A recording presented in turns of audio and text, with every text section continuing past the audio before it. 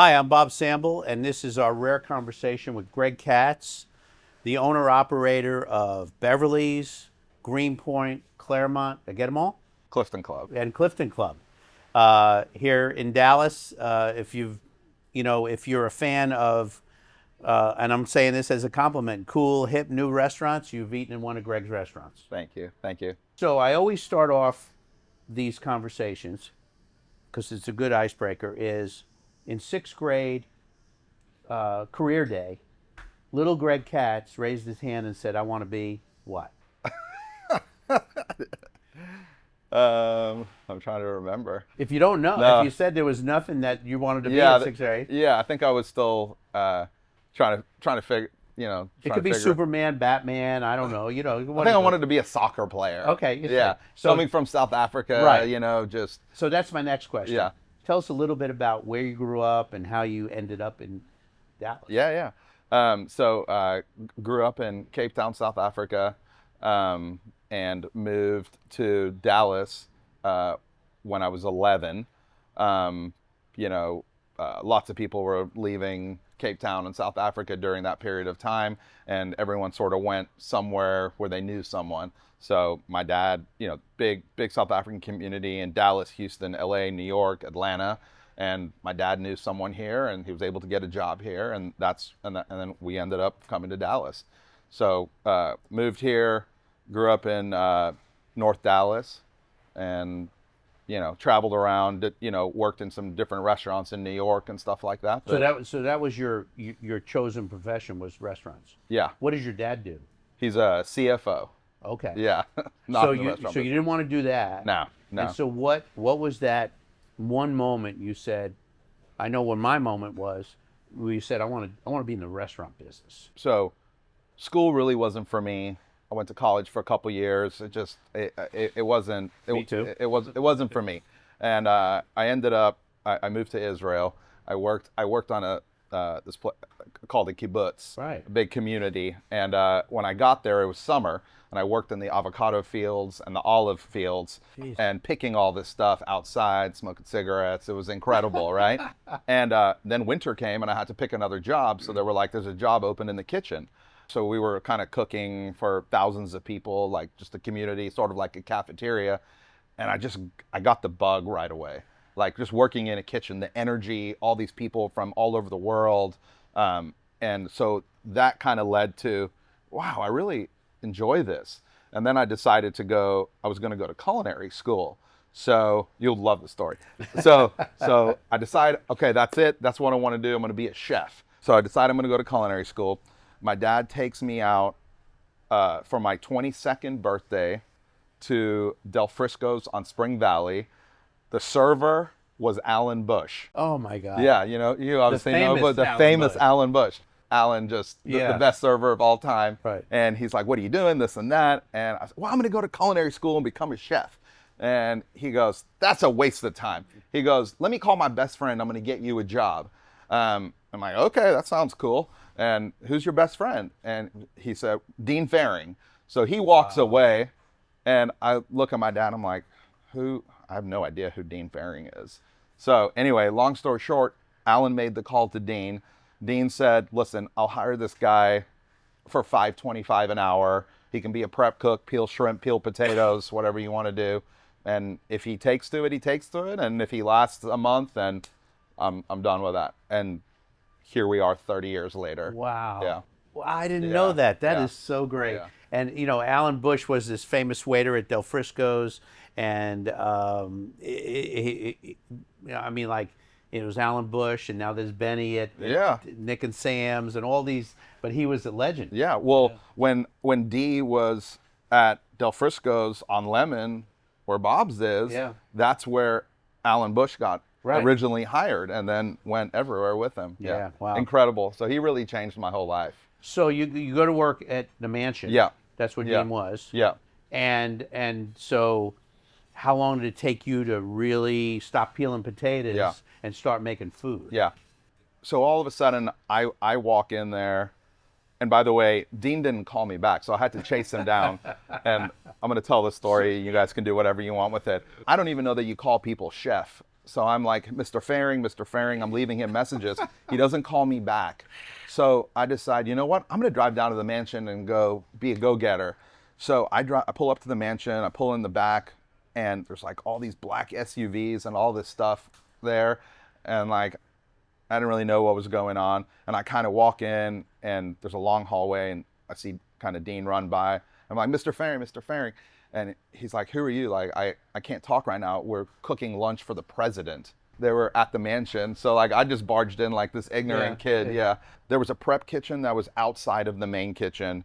And there were locker rooms, and we would change, and there would be a long hallway that came down into the kitchen. And the first day I walked down that hallway and saw that kitchen, you looked in there and there were 50 cooks and chefs, the old days, right? Everyone was wearing the tall hats, white aprons. Venus was in there, and so many people that we know today that was an all-star team. who have their own places.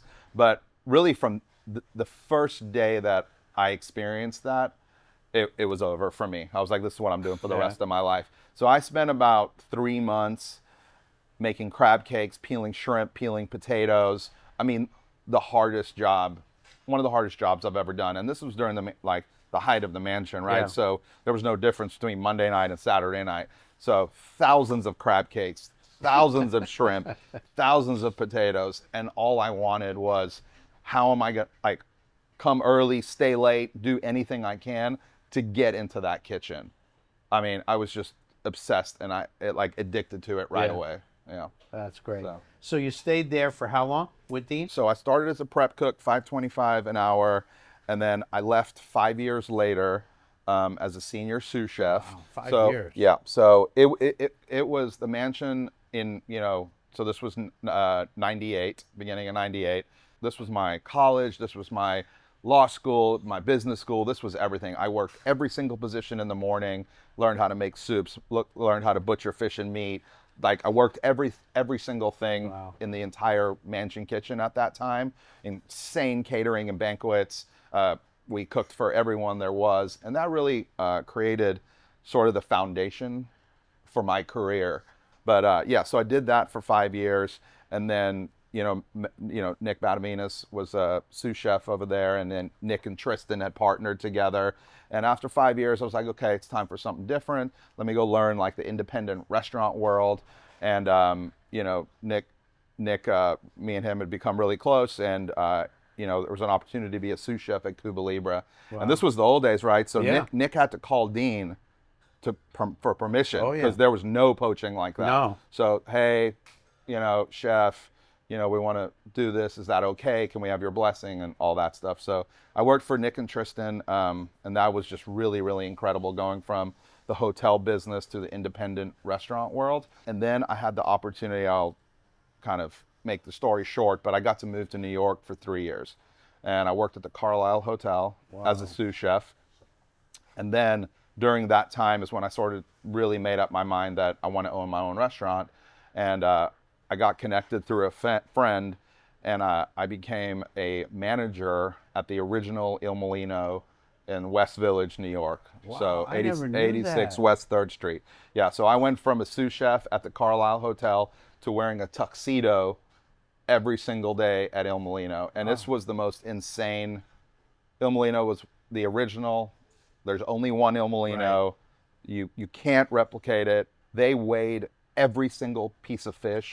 They checked every head of lettuce. So it was really incredible. And then, just missed family and stuff. So ended up coming back to New York, coming back to Dallas, and working for Nick and Tristan. We opened all the Fireside Pies together. Then we had the opportunity to open Victor Tango's. So that was kind of like my first sort of entrepreneurial, opportunity.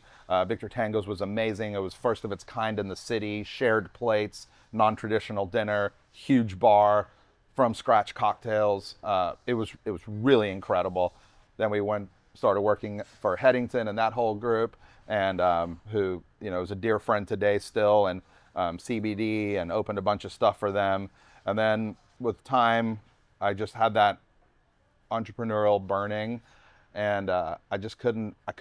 It was time for me to go do my own thing. a little bit ignorant, a little bit, you know, not fully experienced, which was part of the beauty, I guess. Yeah. We opened Beverley's, and What year was that? so it was about 2018, 2019. Yeah. You know, I speak at college, at hospitality schools, and with your permission, I'm going to play the part about you talking about all these different places and people you work Yeah. with, Yeah. and how that is so important. All of us. Yeah. Any of these conversations I do, it always comes back to I had the great opportunity to work with. Absolutely. I had the great opportunity to work at, and you work in these iconic places, and you just somewhat don't understand the magic. Yeah. But there's magic in the walls, in the ceiling, in the air. Yeah. And it gives you the inspiration to go try it yourself. Yeah. Yeah. And some of us haven't done real well in the beginning trying to do that, and then we find our way. Yeah. But we find our way because the foundation of your story is hard work and not giving up. Yeah. You know, whether you were chasing Dean down in the hallway or you were following Nick around, you know, people I don't think they give Dean, Tristan, Nick, people like that enough credit, because they came through. Dean, of course, first, then Nick and Tristan come in and just kind of change things. Changed the whole city. They all of a sudden bring this crazy creativity Yeah. to kind of a meat and potatoes kind of And a rundown street. on a rundown street Yeah. with no parking. That's right. Okay, and so they've given birth to Beverley's and Mr. Charles and all these cool hip places that, you know, we have here in Dallas. Yeah. So you open Beverley's, and with all this crazy knowledge in your head, you got to come up with the menu. Yeah. And I love your menu, and I love it because born and raised Jewish, there's that Jewish feel to it. Yeah. So tell me when you're sitting there with your brother Nick, who's Yeah. your partner, Yeah.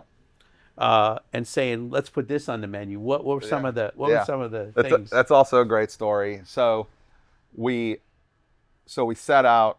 I remember the day I was on vacation with some friends. They were like, "You got to do it. You got to do it. You got to do it." And we were in Playa, in the water, and I was like, "You know what? I'm gonna do it." And I remember making that decision that day and never thinking about it again. That was the day, and we moved forward. So the dream was always to open, I want to open the first Jewish deli in Dallas, true and authentic. So we start doing the business plan, and I'm like, oh, this is not a good idea. So what are we going to do? So we're like, okay, the product's super expensive. We can't sell any alcohol. Yeah, this is not going to be good. So how are we going to kind of evolve and shift? And, you know, even to this day, I will travel to cities. I'm absolutely obsessed with, I love bistros, brasseries, neighborhood restaurants, you know, from the time I spent in New York, you know, just being young and poor and being able to go breakfast, lunch, or dinner and just, you know, sit at the bar and all these types of things. So, you know, that the concept sort of evolved, and we're like, you know what, let's open this really cool neighborhood bistro that people can use every day, multiple times a day, things like that. And then we were like, okay, well, it's inspired by some certain French inspirations and sort of classic cooking, but it would be really cool to take some of the deli things that we wanted to do and our Jewish heritage and sort of combine them. So we were like, you know, one of our most famous dishes, super exciting. We were like, okay, latkes. Okay, well, just potato cakes. I'm like, okay, well, what are we gonna do with this? So I'm like, you know what? Let's put creme fraiche and caviar on them and elevate them like that. And all of a sudden, you know, it became, you know, it was off to the races from there. So, yeah. So Beverley's, was it an immediate success? Wasn't it? It was, you know, it was during that time, there weren't a lot of restaurant openings all the time, like we're facing right now. You know, over my career, really created some incredible relationships and friends and, you know, in the business, out of the business. One of my partners today, you know, I'm like, this is the space we're gonna do. And he's like, this is on Fitzhugh Avenue, right? Of course, from my dry cleaner. Yeah, Joe O's, right? He's like, are you sure this is the space you want to do for your first restaurant? I'm like, Yeah. I got a vision, Yeah. this and that. There weren't any of these really neighborhood restaurants around during this time. And we were training, and we decided, you know what? Let's just open the doors on Tuesday. What could possibly go wrong? Yeah. So we were like, we will probably do like 30 covers. We opened the doors, 200 covers that night. Wow. We didn't answer the phone for the first 3 weeks we were open. We were just like, keep the wheels on the bus. Yeah, it was awesome. We had such incredible support from the neighborhood, from the city, from our friends. I actually have a picture of you and Eddie Cervantes, Yeah. and me, us three from, you know, very, very early in Yeah. that. So Yeah. it's been really great. And now, you know, the neighborhoods are growing all sure. around it. So it feels like what we love to do with our restaurants, you know, sort of these timeless restaurants that can be in the neighborhood, a part of the neighborhood for the people. And it's really turning into that now, especially, you know, being, you know, 8 years old now. So it's a really special place to us. So I've got to bring this up. Yeah. Across the street from Beverly's was Zippers, Yeah. which is the greatest gay bar name I've ever heard. Yeah. And you decide to Yeah. buy Zippers Yeah.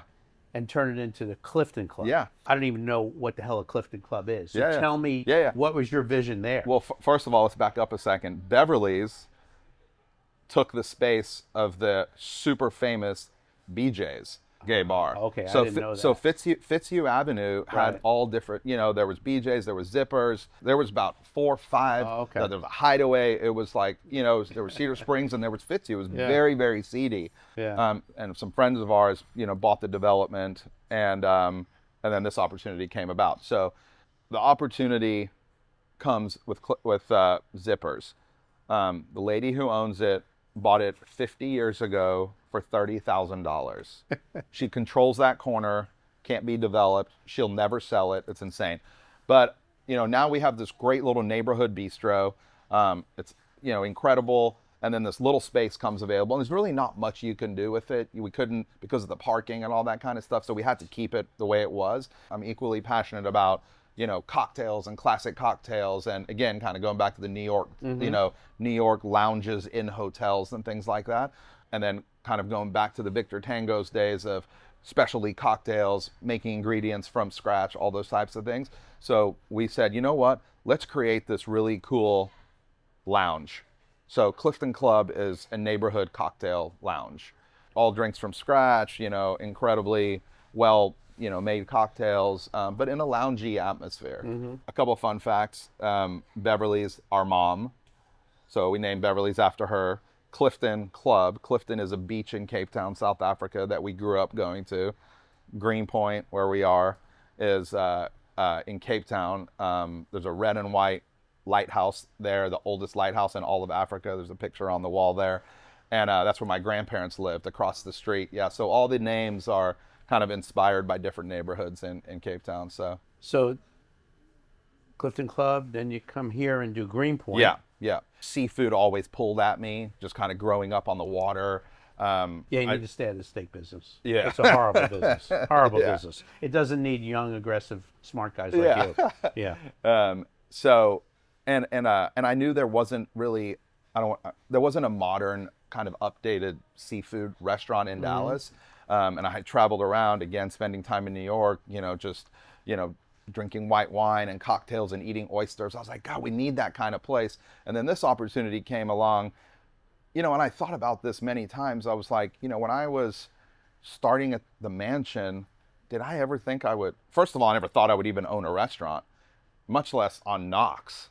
So this opportunity was just incredible to be like a part of the neighborhood. And then we sort of backed into it. We're like, okay, what are we going to do? And I was like, this is a perfect spot for our kind of seafood brasserie that can be open all day, all night, 7 days a week. People can come in anytime, you know, eating oysters, drinking wine, you know, 22 seats at the bar, and truly become a neighborhood spot. And that's kind of how we got to Greenpoint. All right, and then you come over to near where I live, and you open Claremont. Yeah. So 15, 20 years ago, I lived across the street when that space was Ball's Hamburgers. Wow. Okay. So sort of this iconic location in Dallas.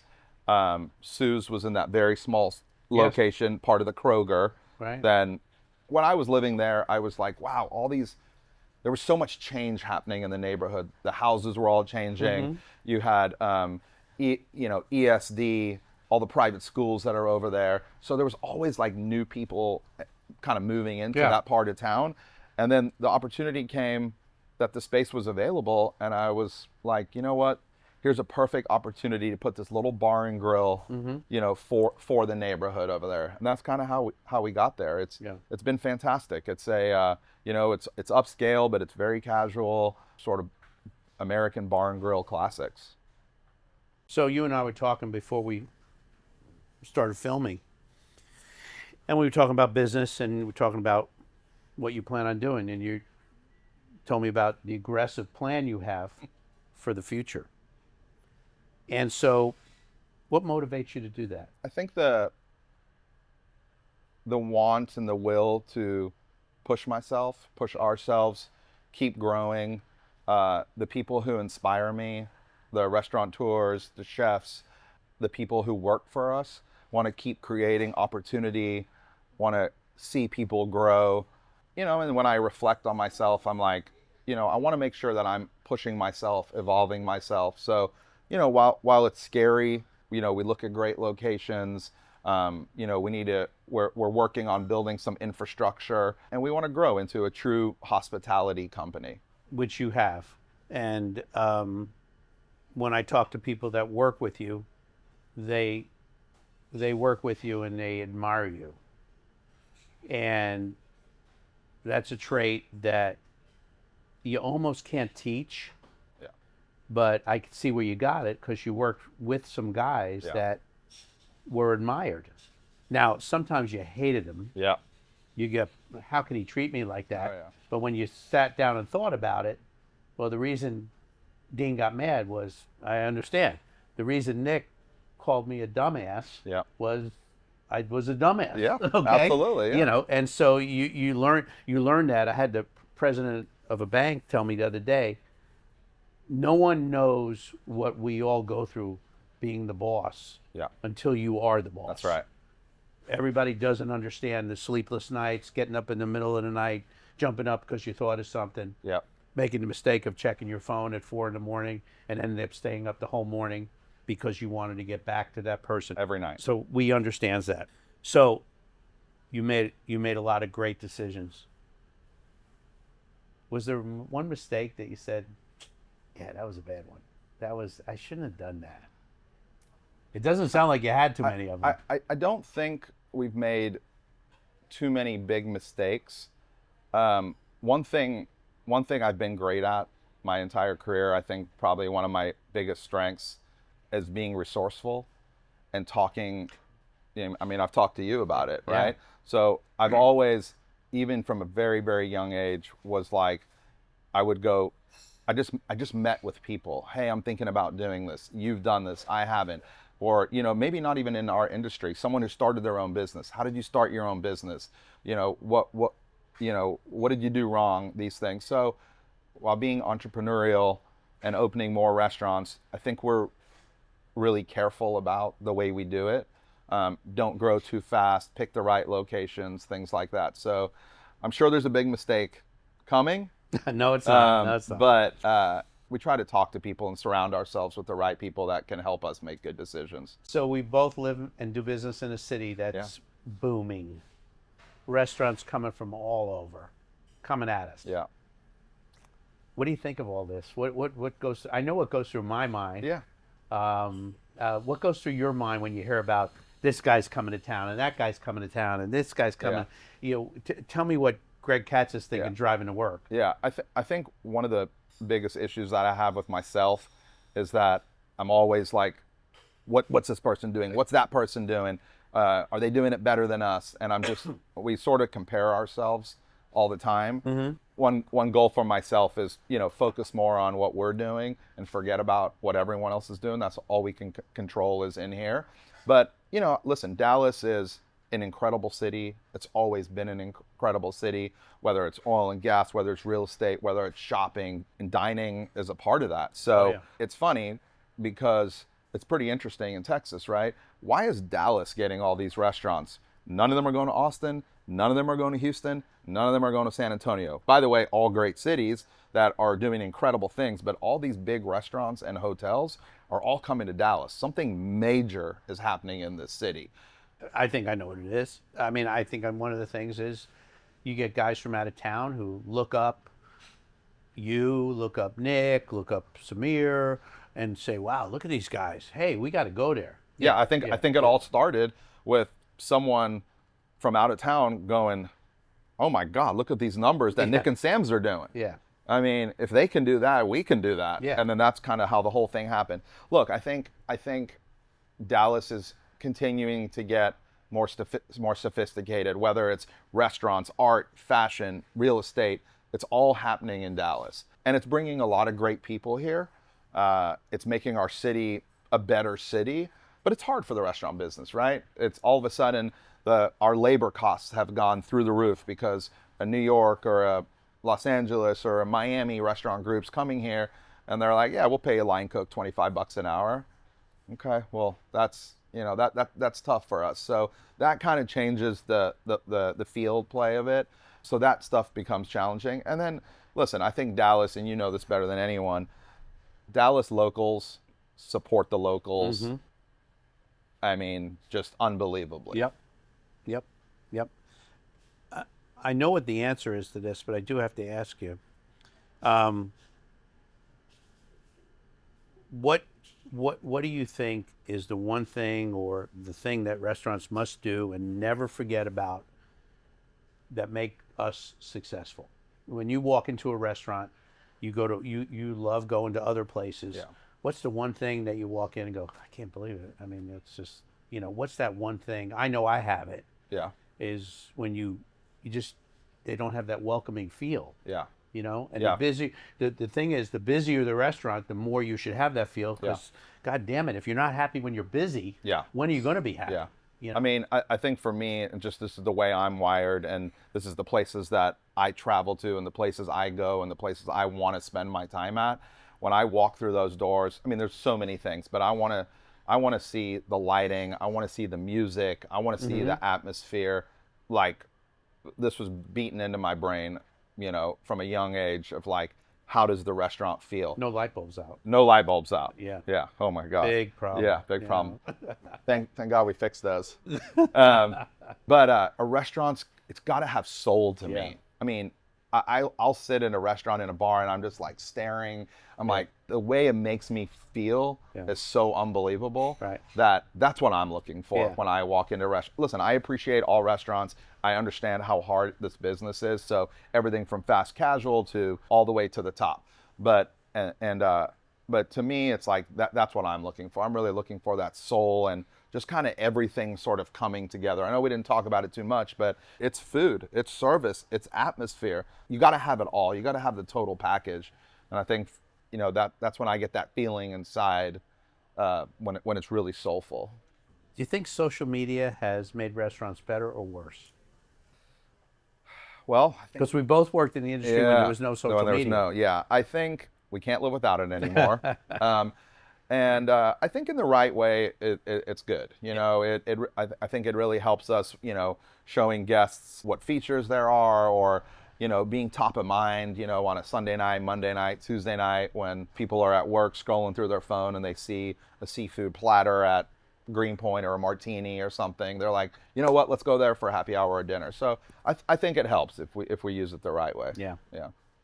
Well, listen, you have laid out a pretty good plan for any young man who wants to get ahead of this business. They better be ready to work hard and sacrifice. Boone Pickens once told me a man or woman who wants to be successful has to decide how much of their life they want to sacrifice to get there. Yeah. For some people, it's marriage, relationship with kids, health. So you've done it, I've done it, and lots of guys we've talked about in this interview have done it. Yeah. But I will tell you one thing. We have you're part of our restaurant group that meets once a month and has lunch. And there's young guys and old guys in it, like me. And you're one of the young guys that us older guys admire and appreciate. Thank you. So you keep it up because you're doing it right. Well, we're inspired by you guys. Well, I don't know. You did it. You do it a little better. I do it. I'm kind of that. I'm like that Clydesdale plodding through, and you're the racehorse plodding through. So it's a different philosophy. But listen, we always do this spot after, and it's called Rapid Fire. Okay. So, favorite Dallas restaurant besides your own, and don't say Bob's. I have to say Bob's. The feeling when I walk through those front doors and see you there, and just a big martini. I have to. Sorry. Okay. All right. You did good. You said exactly what I wanted you to say. A favorite late night spot? Mansion Bar. Okay. Martini or wine? Martini. Okay. One restaurant you wish you opened? The Jewish delicatessen. Yeah. It's know. still going to happen. It's going to happen. But got to find the right situation. Okay. I want to be your partner. Yeah. Okay. Let's do it. So you go to Katz's, which is iconic. Yeah. And you get that gigantic pastrami or corned beef sandwich for $20 or $25. Yeah. You say, I don't know if they're going to pay that in Dallas. Yeah. But you have to charge because it's so expensive. Yeah. Well, even before that, we don't eat like that in Dallas. I know. Everyone's on the Katy Trail, and everyone's so health focused. I grew up in New York City, and my dad, in the old days, every delicatessen had a grill in the window where they grilled frankfurters. Yeah. So we'd order a pastrami or a corned beef sandwich, and we'd have a hot dog first. Yeah. Yeah. I mean, we didn't even think of it. And then a knish and a white fish appetizer to start. I mean, and you literally couldn't breathe when you left, but you still did it. Yeah, I think we have to figure out. There are some places in New York that like new modern Jewish delicatessens. So we got to figure out how to do it. And the fact that you don't sell a lot of alcohol is a big problem. Right. So with rents being so expensive in the city, so you really got to find a good location. You got to have a big kitchen for production. And how do you get people to go to a deli at night? That's right. It's just like barbecue. Barbecue restaurants close at 3 o'clock because for a reason. No one eats barbecue at 7 o'clock. Yeah, so I think you either got to own the real estate so the rents can be really, really low. Yeah. Yeah. Most underrated food city that you go to that people don't even think about but it's really good. I don't think it's underrated anymore at all, but one of my favorite places, and I've been going every year, a couple times a year for probably the last 8 years, Mexico City. Wow. Absolutely love it. I love the walking around. I love all the different kinds of restaurants. I love the creative live cooking. Not even like the like the tortillas and traditional stuff, just the energy and the flavors and the colors, and it's a great melting pot of restaurants. Yeah. Favorite thing on your menu right now of all your restaurants? Seafood platters. Booth or bar seat? Bar seat. Bar seat. I knew you could answer that. Music loud or quiet? I'm gonna say loud. Yeah. Yeah. Me too. What's the one thing you advise diners never to do? Well, I wouldn't say never do it, but I think be respectful to the service staff. Mm-hmm. Post-COVID, the guests really changed, and we just need to remember that, Yeah. I think people too. When you look at the average tip at our restaurant, it's gone up significantly in the since COVID. Yeah. People tip more. Yeah. They tip more on to-go orders. They tip more on everything. They're a little more understanding of how hard we work. When you go into restaurants and we have a busy night. Yeah. Who do you think, is there one person on your staff that you think is the most important person that needs to understand that night?